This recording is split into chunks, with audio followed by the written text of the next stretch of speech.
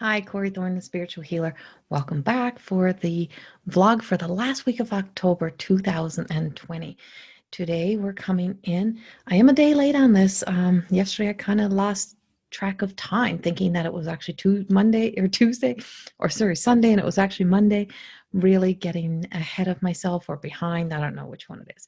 But so this is the vlog for the last week of October, and as we're getting ready to really truly have some real changes happen, we also have some emotional stories that are coming up that are kind of I want to say it's like that song Turn Back Time. It's like we're really truly, it's taking you back through time. I feel like we are traveling back, and whatever was happening in 1980, like 84, 85, I don't know why I have there. I don't know what was happening in history. I'm not a historian. I don't know, but that's the date. I'm like, whatever, it's like there's a loop around, and whatever was looping from there is kind of looping back. And so if you were somebody who was in those, like, was very much living a full life back in the 80s, there's something that is there. And I feel like it's like wounds, old wounds, or unhealed energy. And I feel like it's throughout the whole world. Like there's an unhealed energy that kind of just got brushed aside. And so that is the energy that I have, but that energy may be following you through from other places within your life, even if you're not from the 80s, that you have this time that you're really starting to remember where it was, you were told, oh, don't worry about it, just sweep it under the rug, just let it go. And that's what's coming up, is that those times where you felt hurt, you felt insecure, you felt as if you were like, uh, not really, I don't know if it's disrespected. That's not the word that I have. I have this sense of that it truly is about not feeling as if you were valued, like your needs were not as important. And I don't know where that would be for everyone's story is different. So something about the 84 story and something about our worth and our value as a world, as a society, is coming forth again, like, but it got pushed aside and didn't get complete. And now it is in the energy of the universe. And if you know my work, you know me, that you hear me, I speak of like the Pleiadians and the star seeds and all that energy. But you also hear me speak of God and Jesus, that energy as well. I truly am, I'm open, and I feel like we need to be open to compassion and understanding, and that includes for ourselves as well. And I want to say I have my own experiences this week of recognizing times where I wasn't given, or I wasn't allowed to have the things that I felt like I wanted. It felt like it was like you were discounted. And so what's coming forth is that stop discounting your life. Stop discounting your worth. And if somebody tells you, oh, well, you're not worth that, or you're not enough, and we're seeing it, if in the politics, that if you're not on this side or you're on that side, you're nothing and you're nobody and you're dumb and you're stupid.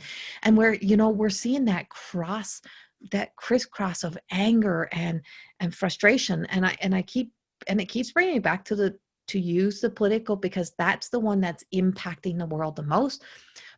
But to be in the middle and to be in this middle ground, it takes me 2 times within my own life, and not so much the political stuff. It takes me times into my own life. And so there is a time when I felt very disvalued, disrespected throughout. And there was a story that came up for me within my own journey, and it came up on the time of when I really truly wasn't being respected, but I disrespected myself more by making a decision, a choice that was going to make somebody else more comfortable than it was about making myself comfortable. And that moment changes your life.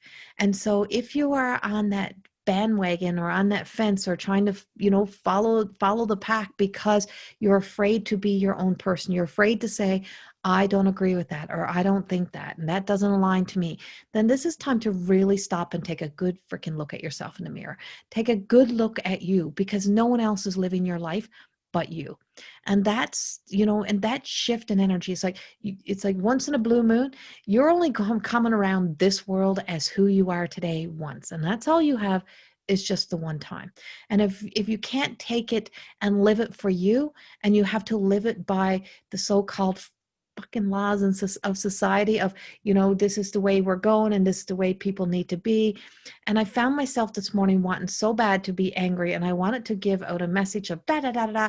And then I stopped and I said, is that really worth you stepping into a place of your lower vibrating self, or are you going to take the high ground? Are you going to stay in, think from your higher self? Is that serving your soul to speak to people who don't want to listen, and they don't want to hear what you have to say, because no matter what, you are going to be wrong, and that you're not valued enough because who do you think you are? And it's like because they're right. And so we live in a society, in a world right now that I'm right, I'm right, I'm right, I'm right. Don't tell me anything any different. But that comes from the lack of value, lack of worth, and all the times that we've swept underneath everything underneath the rug. And so we're seeing that kind of really alive right now. And as we're in that last week, and we got that doomsday freaking energy around us, and we also have Mercury retrograde, and we have it in Mars, and so it's in my ruling planet. And Aries is a very passionate, very passion driven, very masculine kind of energy. And it's also a healing of the masculine as well as a healing for the female. And we all have a masculine and a feminine side. We all do. And where we're operating from. So if we're trying to be in control, trying to be always, that charge forward, I want to be something, I want to be somebody kind of energy. It's like, where's that coming from, and what place is that operating from? And to be that protector. And so we don't always have to be the protection of the whole world or the protection of strangers. And, I think sometimes it's like, are you taking a stand for a person who don't even know you're fucking alive, don't even know you even exist, and you're taking a stand and losing all the people in your life because you're standing up for this one person who really don't really care about you. They care about their own needs being met. They care about their own motives. It's that form of, I'll get everybody on my side, but we don't even know who your names are, but we don't really care. And that's the kind of energy of what we're moving beyond, is that if you weren't valued back in your other stages of your life, why do you think that, being on the bandwagon in such a big way for somebody who doesn't even know you? So how about we be on the bandwagon for ourselves? How about we place ourselves up on our thrones and put our own crowns on? And that's not an ego, that's a worth. And so if you truly start to believe in your worthiness, and you start to believe that, why should I have to live in such a secret life, or why should I have to hide? And why is it who I am is not enough? And why do I have to keep being this for everyone else? If you're questioning that, then you know you are doing something that is not serving your soul. There is something that is not working for you. And as we find this essence of us, if we move into this present new energy, is that we just see that energy of looking into the light. And it's like and I wrote about this a lot in the past few weeks. And I wrote about my truth and my story and my journey of being with the energy of Jesus and the God consciousness and whatever it is and whatever you believe in. I don't care. But it's like knowing that those kind of energies are the light of goodness, kindness, compassion, to do the right thing, disconcernment, not to have a false ego, to live in faith, not fear, to have hope, that kind of energy. And so when I seen that, it's like when I had my moment and I explained my moment of meeting the Lord Jesus Christ, and like the energy of Lord Jesus Christ, and as I'm rolling around on the floor in pain, feeling so defeated, feeling as if, the whole world has just crashed down on me, I crawled to my knees to see this light in the corner of my office. And as I did, I heard, you don't need to look at me. Don't try to be me. Look beyond that. Look to the light behind that. Look to the blue light. Look to the light that is that is achievable, something that is of your uniqueness, where you get to be, where you can look all the way in. And when you look all the way into that light, you see love, and you see hope. That when we're aspiring to be something of such a level of greatness that it is destroying us, that we're trying so hard to be somebody else or be the superpower of the world and to take over and try to, conquer the world and try to tell somebody, if we're saying, oh, well, and we're getting it right now, where it's like the Salem freaking witch hunt is on anyone who questions anything. If you question, you are going down. And it's like, because how dare you question from us being a part of this collective? Well, you often have that within families and family dynamics and in friendships. And if you question that one, if you just become, and if, or you just think for one moment that, you know what, maybe if you start to want to grab that light and say, I want to be that. And so to be the presence of a false God or the false ego is to live in fear of that you're not going to be enough. And when I seen this and when this was happening, I had this sense of, it's like, and I write it in my fourth book. I write, what if I am God? And I'm like, that was a real statement I heard. Like, what if I'm God? What if you are God? What if this is it? What if you are everything? But what that truly, truly meant was, what if I am love? What if I'm unconditional love? What if I am all of that, what falls under faith? What if I am all that falls underneath love? What if I am all of that falls underneath compassion? And if I can't have compassion because somebody else doesn't agree with me, or if I can't have compassion for other people, then who am I? And what am I trying to follow? And who am I trying to be? And there's a whole lot of imposter light energy out there, and that whole sense of, oh, you awaken to your soul self. Your soul spirit self never freaking needed you, because it came of love. It came of that God consciousness. It came from such a pure place of divine love within for you.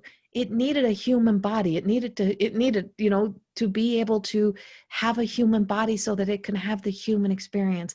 And if this is the human experience, and if this is the way it is, and if this is how we're judging each other, and this is how we're torturing each other, I'd rather not have it. And that's the truth. And that's hard to, be able to say sometimes, but I have to look deep at what is really truly matters to me, what is valuable, and where that value and worth is. And sometimes we're at a time where you're going to have to dig a little deeper, because if you're seeing it still by out there, you need to dig a little deeper to see into the light that's beyond the white light, see into the light that is of your human essence. What am I capable of from who I am today? Why do I feel the need to have to fight more, to be more? What is that? What is wrong with living a humble, beautiful life? And when we allow ourselves, and I write about this and I speak about my strength, and I say, I'm strong to a point that actually became my weakness. And when your strength becomes your weakness, when you look at your strongest qualities, or those qualities and those characteristics of yourself that you use as your defining characteristic, that I'm the good girl, I've been the bad girl. It's like, if you use those and you define by them, are they really your truth? And if you're so stuck on on defining yourself as a certain way or a certain way to be, you close yourself down. And the more open we are, and the more willing we are to look at our lives from the way of saying, what if I'm wrong? But what if I'm even more than that? If I define myself, I am limiting myself. And if I keep limiting myself, and we keep limiting ourselves in a world of saying, you're either this or you're that, what if we are something more than that? And as we're stepping into the time of the golden age, and we have all this unicorn and magic and butterflies and miracle energy, like we have so much. Why can't that be real? Why can we not live with the possibility that there's something more than what we get stuck in?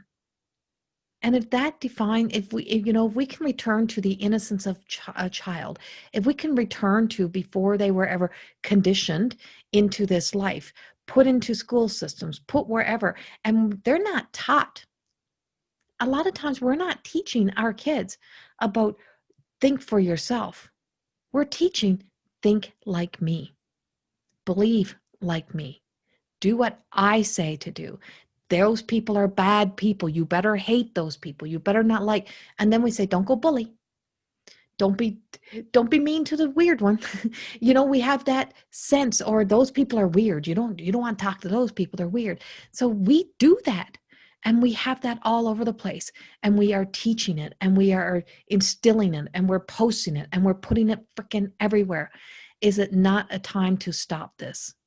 And that's the energy of the week. Take a good look at where you are operating from, and what of the past is still making you feel as if that the only way that we can find our value is by discrediting somebody else, or by making somebody else feel less than, or by blocking and deleting people, or by shunning people because they don't agree with you. Look a little deeper at your stories of where you lost that within yourself, where you were conditioned to become that. And if we teach based on you have a free will, you need to look at this side and that side, and then you decide for you. You need to know that you are, maybe you are worthy to have that, but is that truly fulfilling what your needs are? Because when your wants and your needs are out of balance, and there's more wants than there is needs, then there's something of desperation and something of an open wound somewhere within that self that is alive and active. And why are we being so triggered and reactivated in the energy right now that we are? And whatever that full circle moment is that I keep seeing that goes back to 1984, I got to go do some research. I'm like, whatever happened then, I feel like we're going to be surprised about what's going to come next. And I think we need to be very aware of what side you're on.